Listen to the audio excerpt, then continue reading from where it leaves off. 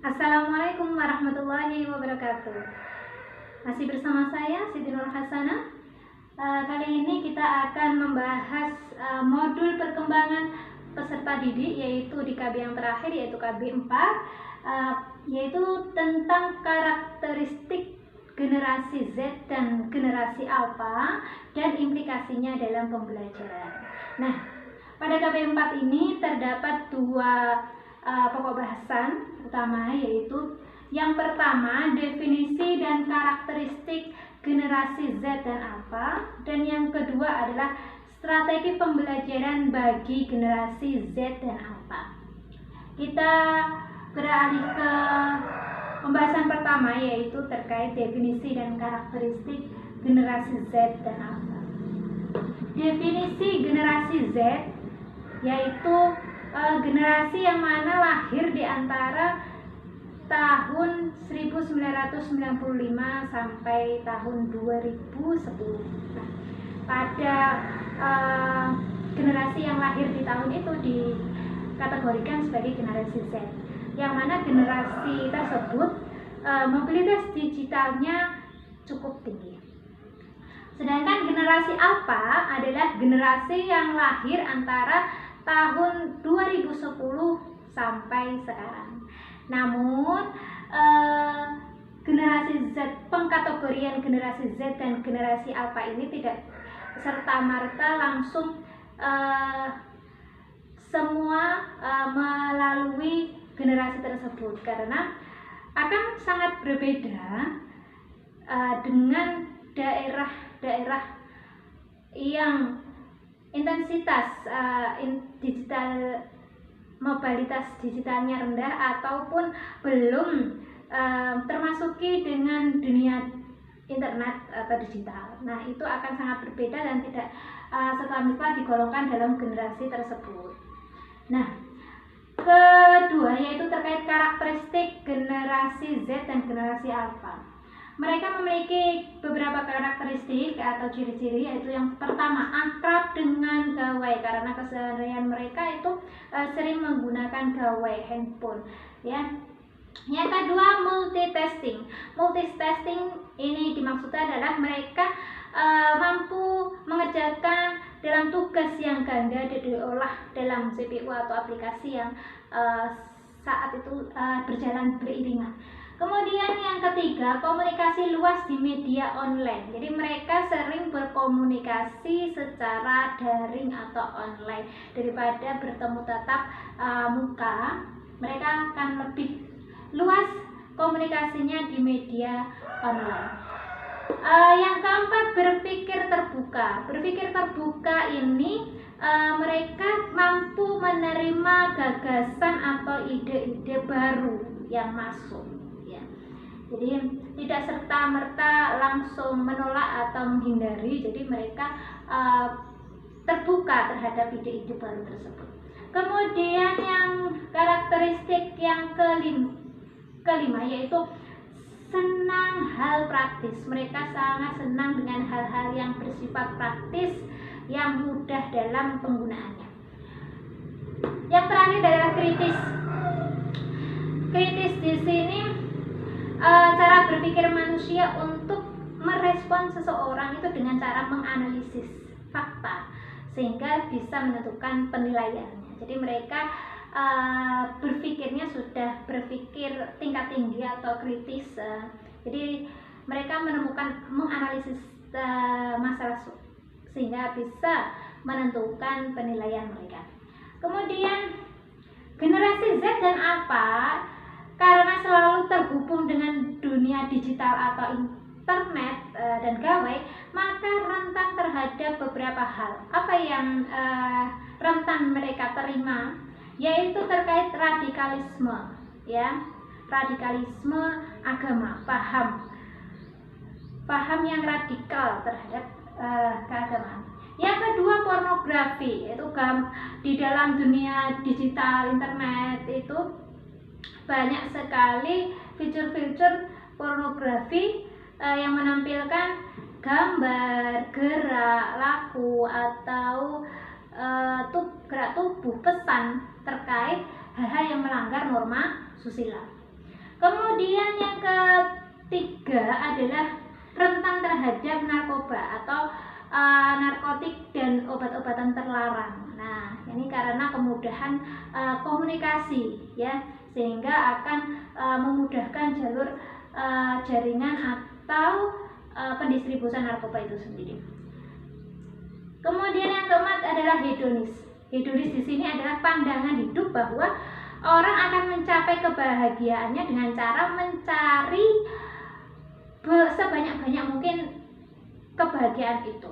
Jadi mereka rentan terhadap hal terkait hedonisme ini. Jadi kalau terkait hedonisme atau kebahagiaan itu, kalau terkait dengan kebahagiaan itu sifatnya relatif. Jadi dari sudut pandang mana itu mereka memandang kebahagiaan itu ya.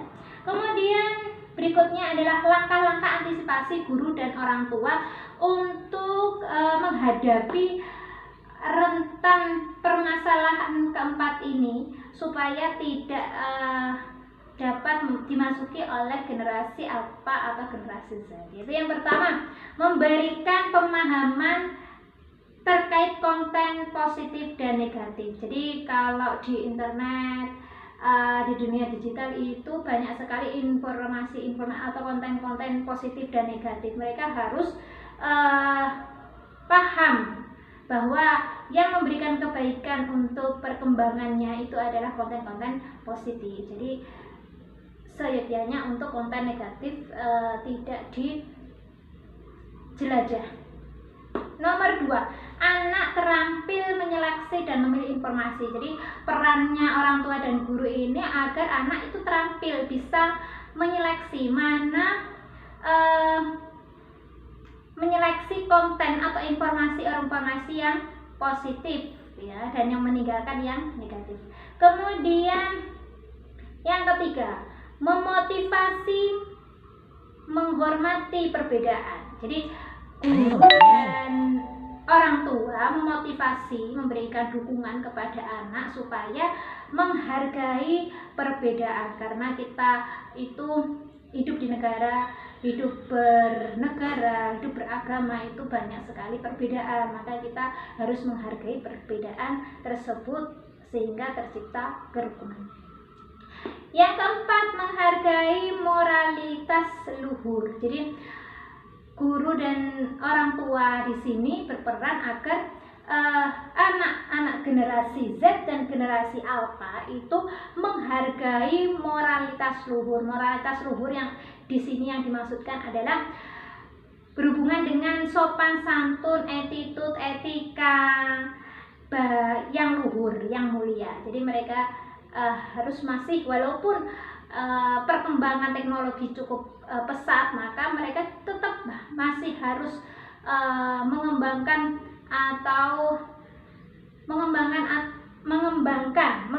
menghargai moralitas luhur. Yang kelima adalah mengapresiasi keindahan dan seni. Jadi mengapresiasi bentuk dari menghargai suatu seni dan keindahan, karena selain informasi juga di dalam digitalisasi itu juga terdapat banyak hal-hal yang berkaitan dengan keindahan dan seni. Kemudian bahasan yang kedua yaitu terkait strategi pembelajaran bagi generasi Z dan generasi Alpha. Yaitu yang pertama, mengembangkan HOTS atau Height of Thinking. Jadi berpikir tingkat tinggi. Nah, di sini cara berpikir tingkat tinggi ini sangat cocok sekali diterapkan di generasi Alpha atau generasi Z. Nah, karena mereka itu sudah memiliki karakter-karakter seperti ini, selain tingkat berpikir tinggi atau HOTS itu, maka bisa saja diselingi dengan strategi pembelajaran berbasis proyek ya, gitu. Kemudian yang kedua, memberikan kebebasan ekspresi, memberikan kebebasan berekspresi, mengungkapkan pendapat-pendapatnya dan sebagainya. Kemudian 3, mengembangkan karakter. Jadi guru dan orang tua itu memfasilitasi mereka dengan memberikan strategi pembelajaran yang memanfaatkan teknologi yang mana bisa mengembangkan karakternya, seperti sadar tentang kesehatan, sadar kejujuran, teamwork atau bekerja bersama tim, problem solving, menyelesaikan permasalahan. Nah, itu mereka dikembangkan karakternya dalam hal-hal itu bisa dikaitkan dengan teknologi. Kemudian yang keempat, mengembangkan aneka minat dan bakat. Aneka minat dan bakat siswa itu sangat beragam dan setiap generasi itu memiliki minat dan bakat yang berkembang dari generasi ke generasi. Maka seyogyanya itu guru sudah bisa dapat mengembangkan minat dan bakat sesuai dengan zamannya, sesuai dengan generasinya. Yang kelima, yang terakhir, menggunakan media digital. Jadi dalam pembelajaran menggunakan media digital, karena media digital ini adalah media yang sangat dekat dengan siswa pada generasi Z dan generasi Alpha, sehingga akan mudah diterima, dipahami oleh anak didik kita. Demikian pemaparan dari saya terkait modul perkembangan peserta didik KB 4, yaitu karakteristik generasi Z dan Alpha dan implikasinya dalam pembelajaran. Apabila ada kesalahan dalam penyampaiannya, kami mohon maaf yang sebesar-besarnya. Kami akhiri dengan ucapan Assalamualaikum warahmatullahi wabarakatuh.